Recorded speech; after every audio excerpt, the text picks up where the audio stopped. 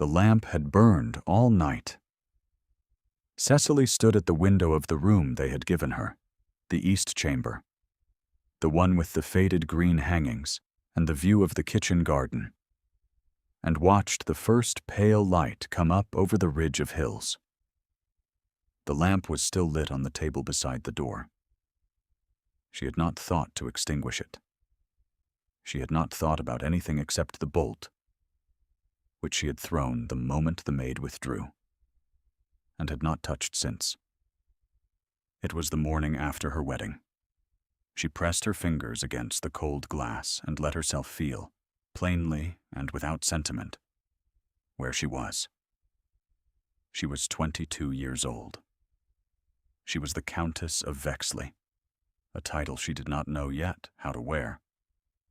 She was in a house she had never seen before the day of the ceremony, married to a man she had met 3 times, in a room whose door she had bolted not because she was certain he would come, but because she was not certain he would not. She did not know what manner of man he was. She knew only what she had been taught by the men who had shaped her life thus far, and what they had taught her was that their promises meant nothing, and their power meant everything.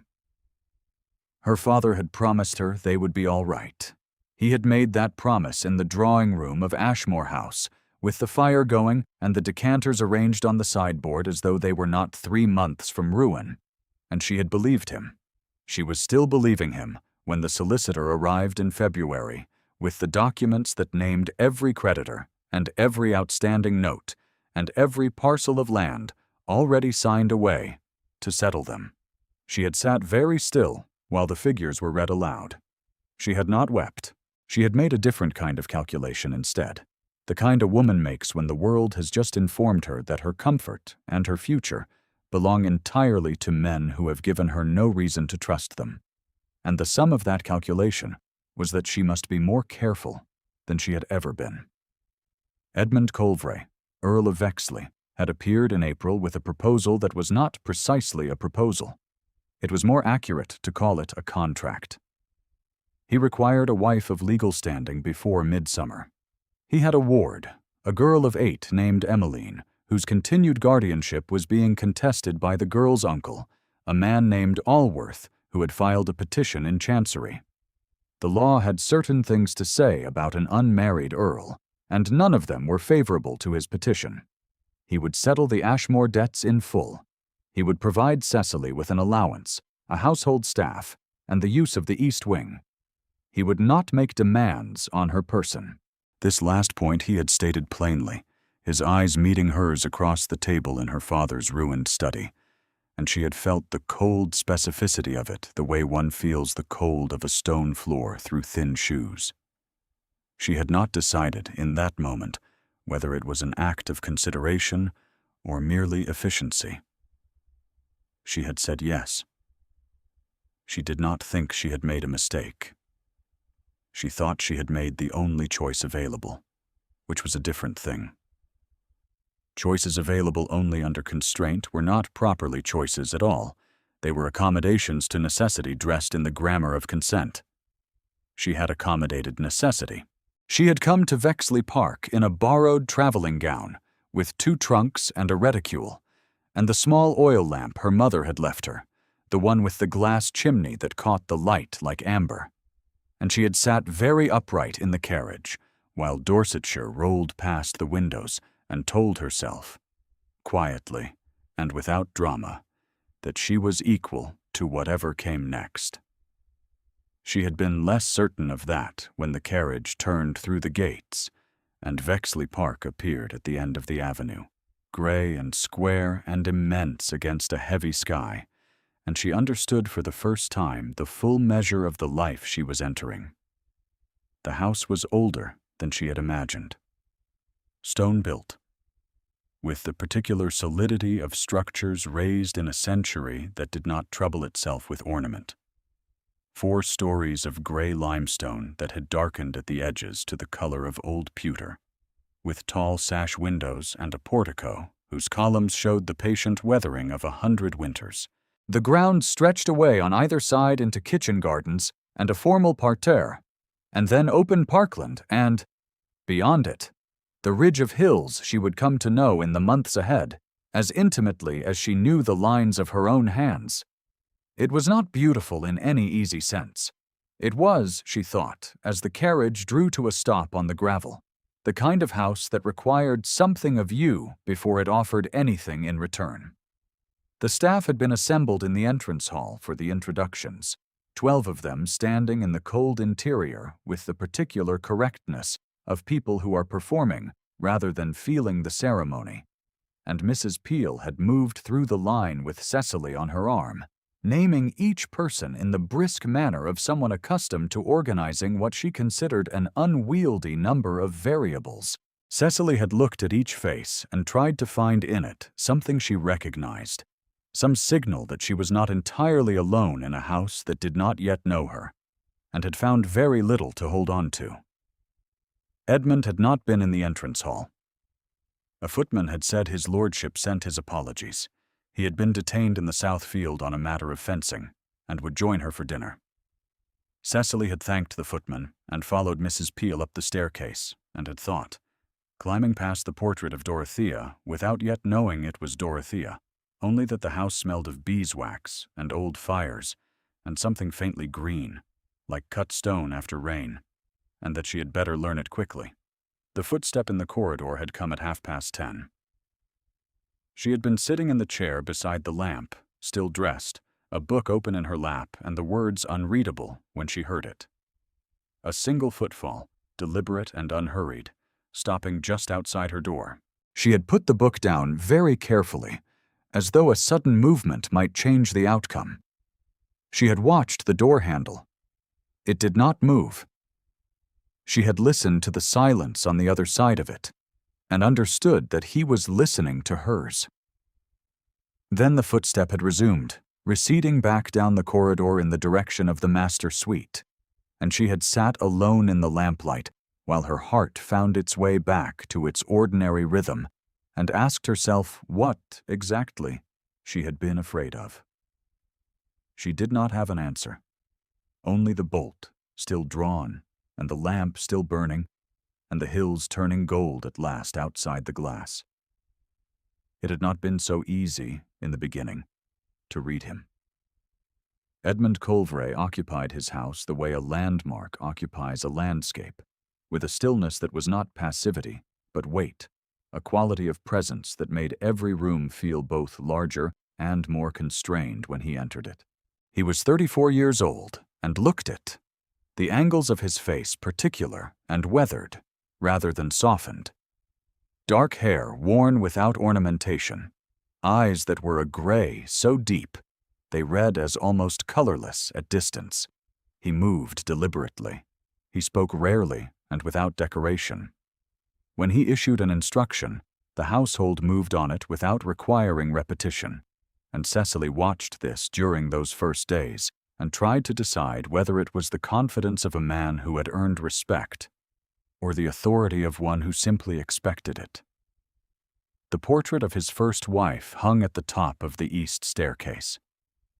Cecily had encountered it on her second morning, rounding the landing with an armful of books from the library, and she had stopped so abruptly that 2 of the volumes slid from her grasp and fell to the runner with a muffled sound.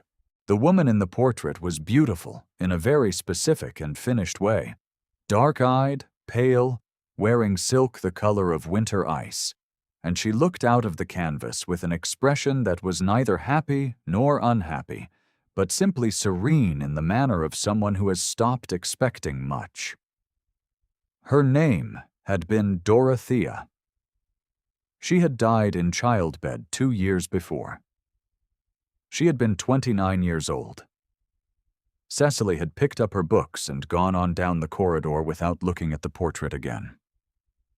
She found, in the days that followed, that she could not entirely stop thinking about the expression on Dorothea's face, or about the particular quality of the silence that seemed to gather in the east wing as the evenings drew in and the lamps were lit, and Edmund Vexley moved through his house alone. She met Emmeline on the 3rd day. The child had been confined to the nursery on the upper floor by the housekeeper, Mrs. Peel, a woman of such studied correctness that her courtesy felt architectural rather than felt. Emmeline was 8 years old, with brown braids that had been done with more efficiency than care, and a watchful manner she had learned, Cecily suspected, from the man who had raised her. She was sitting at the nursery table with a French grammar open before her when Cecily arrived, and she looked up from it with an expression that was measuring and patient, and not at all that of a child expecting rescue. She received Cecily's introduction with a gravity that was almost comical in so small a person. "You are the new Countess," Emmeline said. "Yes," Cecily agreed. "Mrs. Peel says you will not stay," Emmeline said, without apparent judgment in either direction. "She says you are not what his lordship is accustomed to." Cecily had sat down on the edge of the nursery chair, her hands in her lap. "And what are you accustomed to?" she asked. Emmeline considered this for a long moment, tipping her head in the way of someone genuinely working through a question they had not been asked before. "Quiet," she said finally, "and being forgotten." "Do you mind it?" Cecily asked. "Being forgotten?" Emmeline looked at her with steady dark eyes.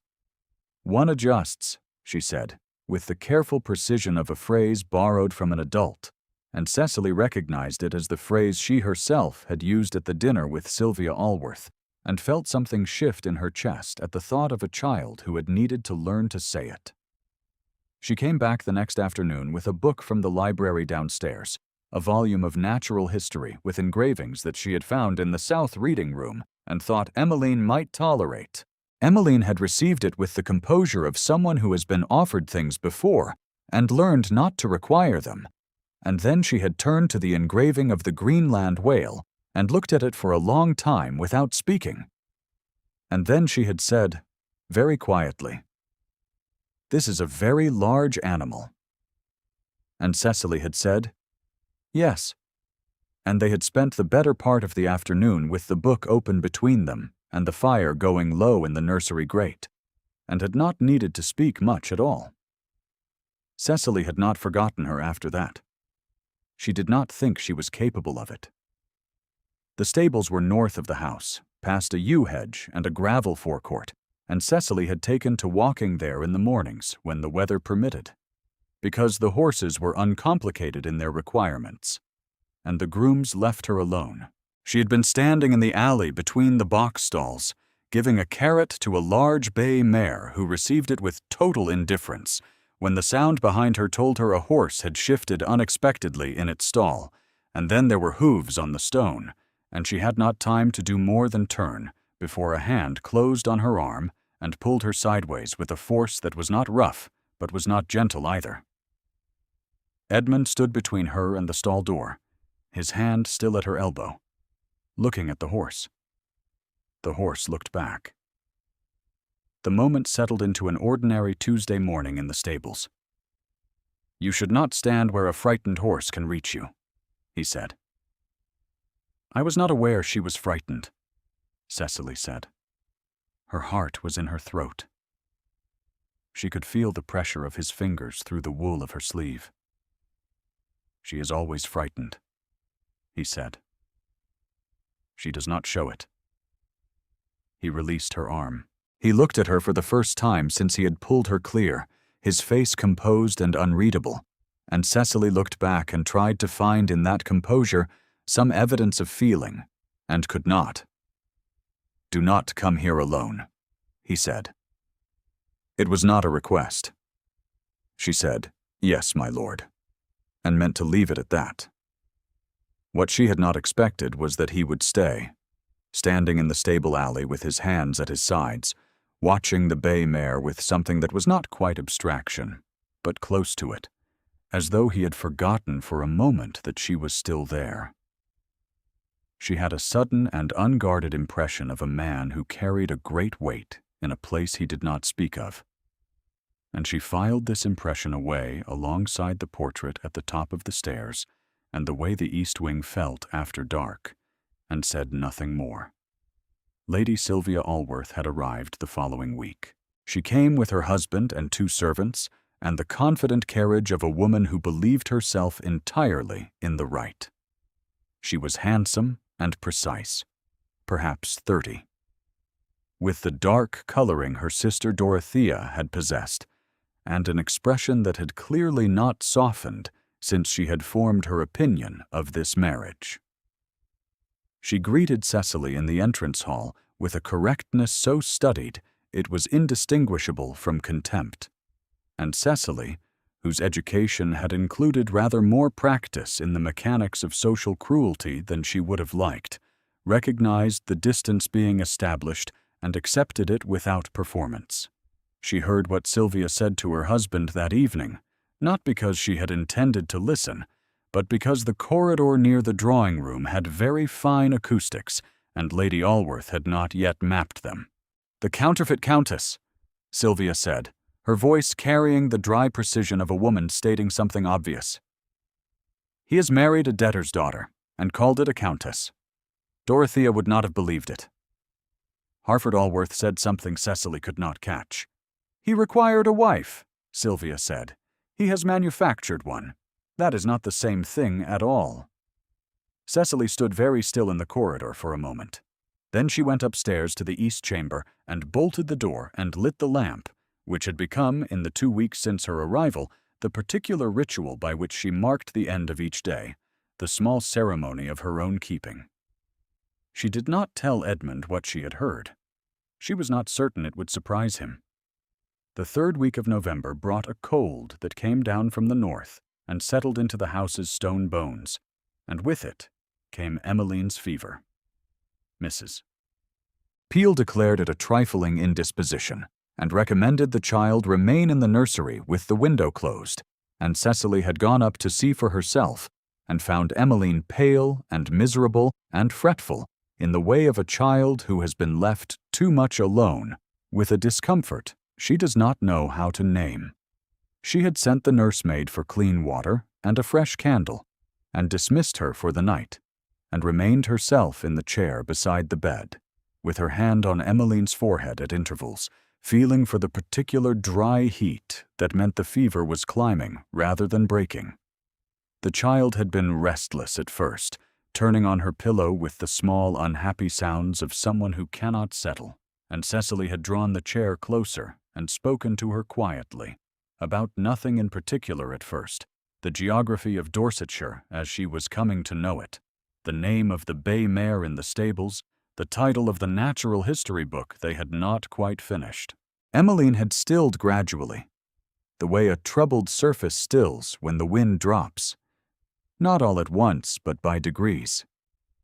When the candle had burned down, she had taken the book from Emmeline's shelf, the natural history volume, and read aloud from the chapter on the migration of swallows, which Emmeline had marked with a piece of ribbon several weeks before, and not yet read with her. Her voice settled into the particular rhythm that works on children, and sometimes on adults who have forgotten they need it, steady and unhurried, filling the dark room with the small fact of swallows crossing the Mediterranean in autumn. And at some point after midnight she had looked up and found that Emmeline had at last gone to sleep, her breathing slower and the heat receding from her forehead, the ribbon still curled on the coverlet where she had left it. Cecily sat a while longer in the cooling room, too tired to move and not quite willing to leave. The candle guttered. The house was very quiet around her. She did not see the shape in the doorway until much later, and by then it was gone. She understood what she had missed only when she came down the next morning and found a fresh supply of wood stacked at the east wing hearth that had not been there the night before, and a second blanket laid over the back of her chair, and a note in a hand she recognized as Edmund's, that said only, "Eat something." She had stood in the hallway and looked at the note for a long moment, at the slant of the letters and the economy of it, and felt something that was not gratitude exactly, but was close to it, and more uncomfortable for that. She folded the note into the pocket of her gown and went to breakfast and ate something, as instructed. The dinner on the 22nd of November was the one she would remember as the turning of the tide. Sylvia had arranged it with the assistance of the local families, and Edmund had permitted it. And Cecily had come down in the only evening gown she had brought from Ashmore House that was equal to the occasion, a pale amber silk that had been her mother's, and had been altered twice and showed it, and taken her seat at the foot of the long dining table with 19 neighbors watching, and Sylvia Allworth opposite like a reproach. The conversation had been correct, and the food very good, and Cecily had managed the whole of the first 2 courses without error. It was during the removes that Sylvia said, with the bright, deliberate clarity of a woman choosing her moment, "But of course you were not out in the usual way, were you, Lady Vexley? A Dorsetshire season is rather different from a proper London debut, I should imagine." She paused. "Though I suppose it hardly matters, given the particular nature of this arrangement. We are not exactly speaking of the same kind of marriage." The table had gone very nearly quiet. Cecily had looked at Sylvia across the length of polished mahogany and said pleasantly, "I imagine most marriages have their particular nature. One adjusts." "Does one?" Sylvia said. "Or does one simply wear the title without understanding what it cost the last person who held it?" It was not said loudly enough to constitute a scene. It was said precisely loudly enough to be heard. Cecily felt the shift in the room the way one feels a current of cold air when a door has been opened in another part of the house, and she did not look toward Edmund because she did not want to see confirmation of anything in his face. She had lifted her glass instead and held it without drinking, and told herself, with the familiar quiet discipline of a woman who had learned to carry embarrassment without performing it, that she was equal to this. That the counterfeit countess was only a phrase, that phrases could not touch her if she did not permit them to. She had not looked at Edmund for the remainder of the evening. She did not know whether he had looked at her. She found him in the library 3 nights later, alone and without a candle, sitting with a letter open on his knee and the fire low in the grate. And she understood at once that she had intruded on something private, and was half turned to leave when he said, without looking up, "You may come in." She came in. She sat in the chair at the other end of the hearthrug, because it seemed to her that standing in the doorway was its own kind of statement, and she looked at the fire for a moment, and then at him, and he was looking at the letter. There was a portrait above the mantelpiece she had not noticed when she used the library in daylight. She noticed it now in the low firelight, the dark-eyed woman with the serene expression, smaller than the one at the staircase landing, more private somehow, painted in the same winter ice silk. The letter in Edmund's hand was old. She could see that much. The paper had the slightly softened quality of something that had been folded and unfolded many times. He said, after a silence long enough, that she had nearly decided he would say nothing at all. She died in March, 2 years since. Cecily said nothing. She waited. She said, toward the end, that she could not reach me. He folded the letter with a care that suggested he had folded it many times before. I have thought about that sentence a great deal. What it meant. Whether she was right. Were you? He looked at her then. His face in the firelight was not composed in the way it usually was. It was merely tired, and more honest for that, and she felt the shift in her chest that comes with recognizing something real in a place where you have been looking for nothing but surface. I do not know, he said. That is the particular difficulty. She looked at the portrait for a moment. Then she looked back at him. There was a man my father wished me to accept, before you, she said. Before the debts were fully known. A respectable man with a reasonable income and a way of looking at a woman that told her very clearly she was an arrangement and nothing more. She paused. My father could not see it. He thought he was providing for me. He thought that was the same thing as caring what became of me. She looked at the fire. My father said we would be all right on quite a number of occasions. It was not something I ever thought to interrogate. She turned her hands over in her lap. One stops trusting the sentence after a while. Not the person. The sentence. He was watching her. She could feel it without looking. She said nothing further, and he said nothing further. And the fire settled lower in the grate. And at some point she realized that the silence between them had changed in quality, without her being able to name the moment of its changing. It was not the silence of two strangers waiting for a conversation to end. It was the other kind, the kind that has admitted something. She kept the lamp lit when she went upstairs. It sat on the table beside the bolted door, the flame very steady in the still air. And she sat in the chair and looked at it for a long time before she slept. What she did not yet know was that Edmund had passed her door that night, as he always did, and had stood for a moment in the corridor looking at the thin line of amber light beneath it, and had thought about the letter in the library, and about the sentence his wife had spoken, and about the woman on the other side of the door who had told him something that cost her to say, and had gone on to his own rooms without touching the handle, the way he did every night. The blow, when it fell, came on a Wednesday morning in December.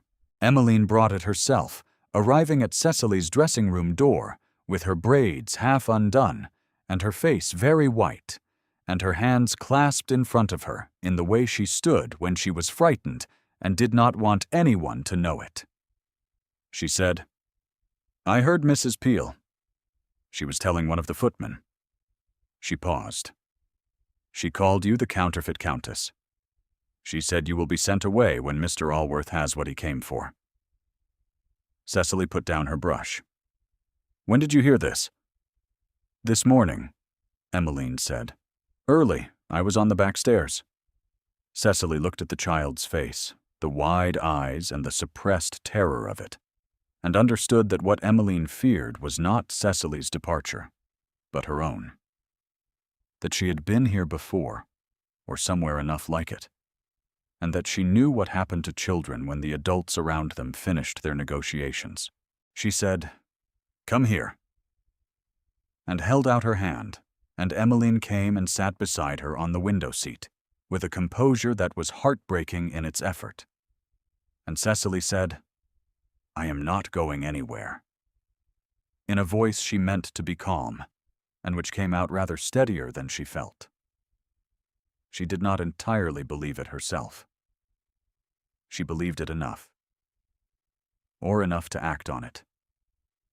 The dinner that evening was Harford Allworth's occasion, and he had orchestrated it with the thoroughness of a man who had been planning it for some time. He arrived with a document from his solicitor and the confidence of someone who believes the law is merely a mechanism for delivering what he has already decided to receive. He was not unkind in any obvious way. He was simply certain, which was worse. His certainty had the particular quality of a man who has been told all his life that what he wants and what is right are the same thing, and who has not yet encountered evidence to contradict this. He set the document at Edmund's place at the table before they sat down, placing it beside the plate with a deliberateness that was itself a statement, and took his own seat with the comfortable unhurry of someone who has already won the argument and is simply waiting for the formalities to complete themselves. The document was a renewed petition in Chancery, arguing on grounds that Cecily could follow only imperfectly, but whose substance was clear enough: that the marriage was an expedient, that the Countess was in effect a legal contrivance, and that Emmeline's continued placement with the Earl was not in the girl's best interest given the unstable nature of the household. There were letters attached. Cecily could see the folded sheets at the edge of Edmund's reading. She did not know whose letters they were, and she did not ask. Sylvia was watching Edmund. Edmund was reading. Cecily, seated at the foot of the table, had the particular stillness of a woman who has arrived at the far edge of what she can absorb and found it is still not quite enough to make her flinch. She kept her hands very level in her lap. She looked at the center of the table rather than at any particular person, the way she had learned in her father's drawing room to hold composure when the news was bad. "You cannot seriously intend to contest this," Harford Allworth said. He spoke without particular heat. He was not a man who required heat when he was certain. "We have the letters. We have testimony from the household. We have the fact of the separate chambers." He paused and glanced at Cecily with something that was not cruelty, precisely, but was worse for being indifferent. The glance of a man who is accounting for a variable rather than addressing a person. "This was a transaction. Everyone in this room knows it." Sylvia said nothing. She was looking at Edmund. Edmund set the document down. He looked at it for a moment longer, the way he looked at things when he was measuring them rather than reading them. And then he looked at Cecily, and something passed across his face that she had no name for, and had not expected to see there, and she felt her breath hold itself very still in her chest. He stood. He crossed the room. Not quickly, not urgently, but with the unhurried deliberateness of a man who has reached a decision and is not in any way uncertain of it. He came to stand beside Cecily's chair, and she looked up at him, and he looked at her, and then he looked at the assembled table, at Harford Allworth and Sylvia Allworth, and the 3 neighbors who had come for dinner and had not expected to stay for a reckoning. "She is my wife," Edmund said, "in every sense I know how to mean." The words landed in the silence he had built for them. 12 words, flat and undecorated, and absolutely final. Cecily felt them the way she had not expected to feel them, not as a performance for the room, but as something directed at her specifically, at the part of her that had been calculating and bracing and waiting since April for the other thing to reveal itself. Harford Allworth said, "Vexley." Edmund looked at him. "Mr. Fenwick will arrive tomorrow," he said, "with documentation that will address the petition point by point. I suggest you review your own counsel's position before he does." He pulled out the chair beside Cecily and sat in it with a composure so perfect it bordered on contempt, and he poured himself a glass of water, and he said to her, in a voice pitched for her alone, "Eat something." She almost laughed. She did not. She picked up her fork instead, her hand quite steady, and heard Sylvia Allworth on the other side of the table make a small sound that might have been many things, and resolved itself into silence. Harford Allworth did not stay for the pudding. Sylvia stayed. She sat through the remainder of the dinner with a stillness that was not her customary composure, but its aftermath, the particular quiet of a person whose certainty has been interrupted and has not yet decided what to become. When the table had thinned and the neighbors had been seen to the hall, she came to where Cecily stood near the drawing-room fire, and she said, without warmth, but also without the blade that had been in her voice before, "You are not what I expected." Cecily said, "I know." "She was not happy," Sylvia said. The she was plainly Dorothea, and the sentence was not an accusation but a grief, spoken aloud because there was no longer any point in keeping it internal. "No," Cecily said. "I think that is true." Sylvia looked at her for a moment longer, with an expression that was near enough to recognition that Cecily did not know what to do with it. Then she said, "Emmeline likes you," in a tone that suggested this was, despite everything, not entirely without weight. And she went to find her husband, and Cecily stood by the fire and let the last of the evening's tension dissolve. Slowly, the way winter light dissolves at the close of a short day, without drama, and without hurry.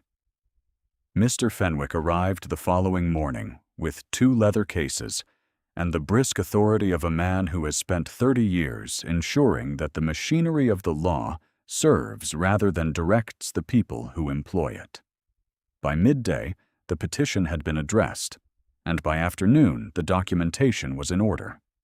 And Emmeline, who had watched from the nursery window, with her nose pressed against the glass as his carriage turned out of the gates, came downstairs and found Cecily in the morning room, and sat beside her without being asked, and said, "Is it settled?" "Yes," Cecily said. "It is settled." Emmeline absorbed this. "Will you stay?"